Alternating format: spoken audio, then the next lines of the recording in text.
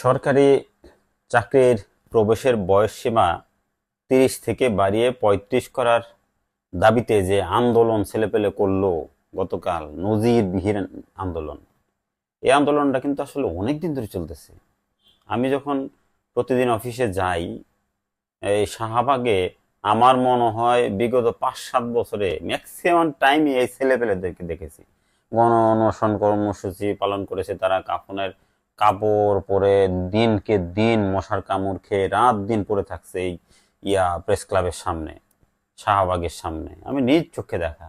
কিন্তু এই নতুন বাংলাদেশে যে আমরা দাবি করি, নতুন বাংলাদেশে পুলিশ যেভাবে টিয়ার শেল, তারপর সাউন্ড গ্রেনেড, লাঠি চার্জ, ন্যাক্কারজনক ভাবে যেভাবে ওদেরকে গালিগালাজ, তারপর কলার ধরা, লাথি দেওয়া, ল্যাং দেওয়া, যেভাবে আহত করলো, এটা আমি ভাবতে পারিনি। এটা হওয়া উচিত না। শেষমেশ সরকার, ইউনূস সরকার সেই দাবি মেনে নিলই, কিন্তু জিনিসটা ঘোলা করে নিল।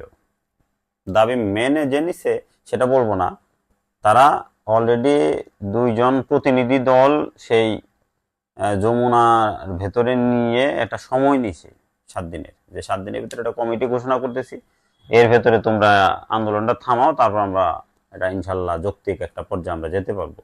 কিন্তু কথা হচ্ছে, এটা একটা যৌক্তিক দাবি, প্রাণের দাবি, সারা বাংলাদেশের স্টুডেন্টদের প্রাণের দাবি। ওরা তো চাকরি চায় নাই বাবা, চাকরিতে প্রবেশের জন্য একটা বয়স চাইছে, যে আমারে তুমি ৩০ বছর এটা করে দিও না, সংজ্ঞায়িত করে দিও না, আমারে তুমি ৩৫ বছর আর ৫ বছর বাড়ায় দাও।